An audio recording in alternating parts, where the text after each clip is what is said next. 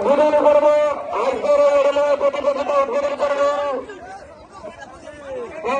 কারি হাসান, সুযোগ্য সভাপতি বাংলাদেশ বিছালী ইউনিয়ন পরিষদ ও বিছালী ইউনিয়ন বিএনপি।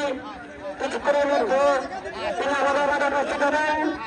আমরা সুযোগ্য সভাপতি আজকের অনুষ্ঠানের শুভ উদ্বোধন ঘোষণা করবেন। কারণ আকাশের অবস্থা ভালো না, আমি আয়োজক কমিটিকে আবারও বলছি তারা দশটা আমাদের সকল প্রকার প্রস্তুতি সম্পন্ন করার জন্য অনুরোধ করছি।